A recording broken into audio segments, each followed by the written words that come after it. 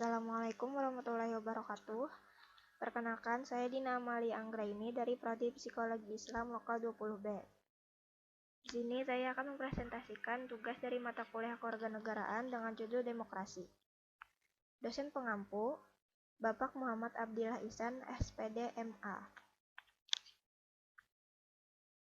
Demokrasi sebagai suatu sistem telah dijadikan alternatif dalam berbagai tatanan aktivitas bermasyarakat dan bernegara di beberapa negara.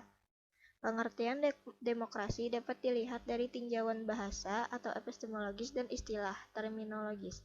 Secara bahasa, demokrasi terdiri dari dua suku kata yang berasal dari bahasa Yunani, yaitu demos, yang berarti rakyat atau penduduk suatu tempat, dan kretein atau kratos yang berarti kekuasaan atau kedaulatan. Jadi secara bahasa, demos kretein atau demos kratos adalah keadaan negara di mana dalam sistem pemerintahannya kedaulatan berada di tangan rakyat. Kekuasaan tertinggi berada dalam keputusan bersama rakyat, rakyat yang berkuasa, pemerintah rakyat, dan oleh rakyat. Makna demokrasi sebagai hidup bermasyarakat dan bernegara mengandung pengertian bahwa rakyatlah yang memberikan ketentuan dalam masalah-masalah mengenai kehidupannya, termasuk dalam menilai kebijakan negara, karena kebijakan negara tersebut akan menentukan kehidupan rakyat. Dengan demikian, negara yang menganut sistem demokrasi adalah negara yang diselenggarakan berdasarkan kehendak dan kemauan rakyat.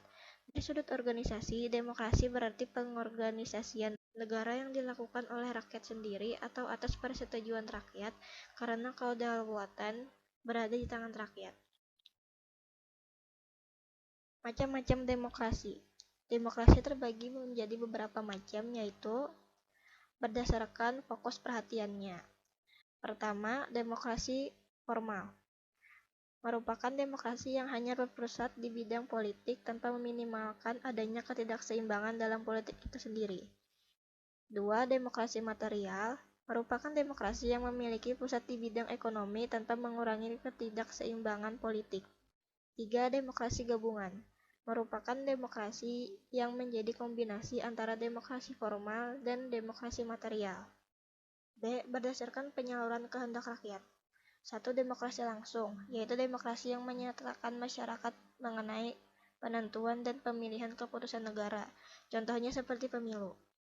Kedua, demokrasi tidak langsung, yaitu demokrasi yang memasukkan seluruh rakyat dalam suatu negara dalam mengambil keputusan, contohnya seperti adanya ketetapan oleh wakil rakyat seperti DPD, DPR, DPRD, dan lain-lain. C.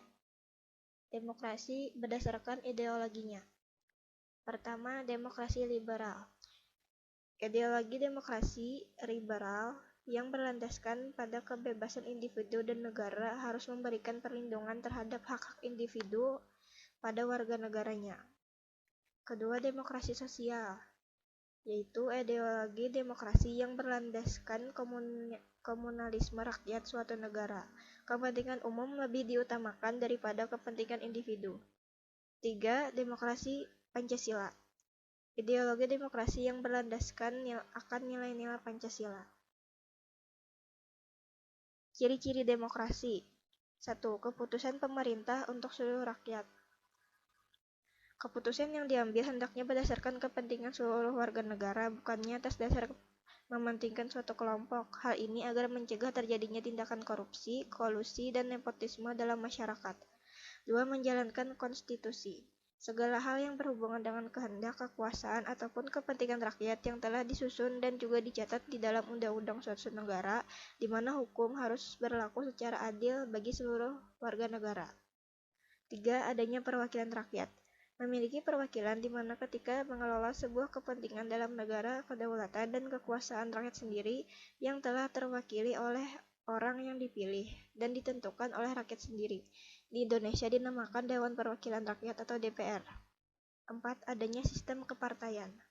Melalui partai, rakyat dapat menyampaikan aspirasi mereka pada pemerintah. Partai berfungsi dalam pengawasan kinerja pemerintah dan sebagai media perwakilan rakyat dalam mengusung calon pemimpin. Prinsip demokrasi. Adanya kebebasan yang telah disepakati, diakui, dan disetujui oleh semua warga negara. Adanya keterlibatan warga negara dalam pelaksanaan dan penentuan suatu keputusan yang bersifat politik.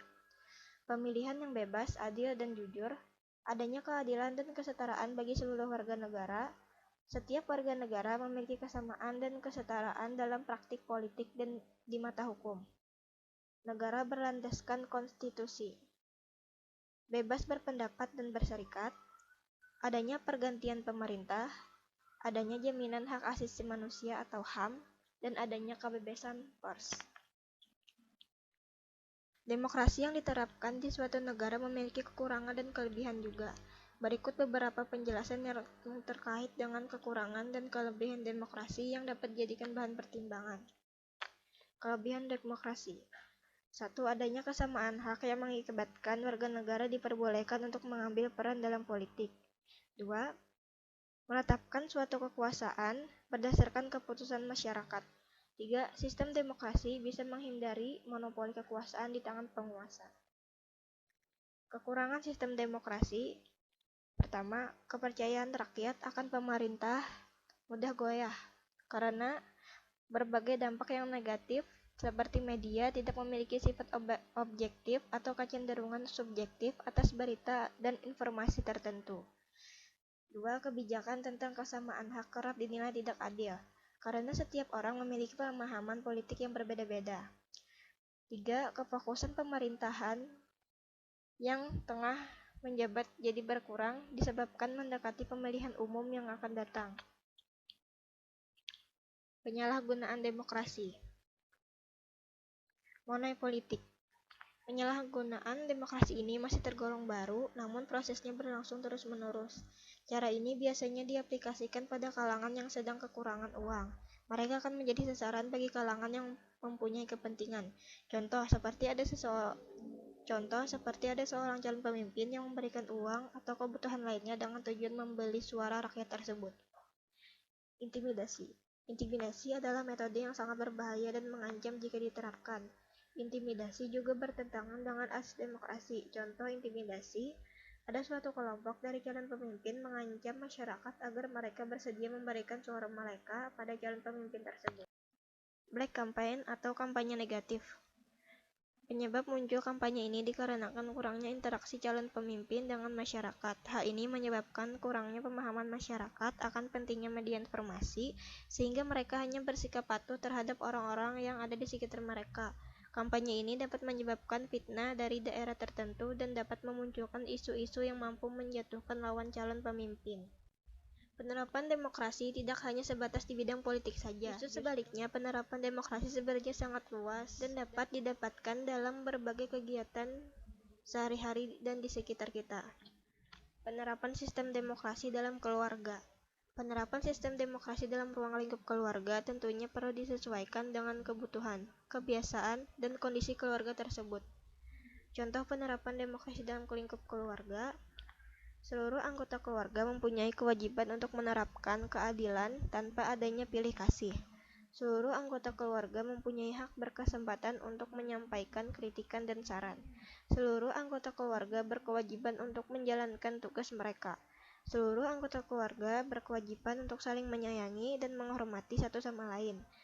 Mengadakan rapat atau pertemuan keluarga jika diperlukan, sadar akan tugas dan kewajiban masing-masing, bersedia memposisikan ayah sebagai kepala keluarga, mengatasi dan menemukan solusi suatu permasalahan melalui jalan musyawarah dan mufakat, mengutamakan urusan bersama dibanding urusan pribadi.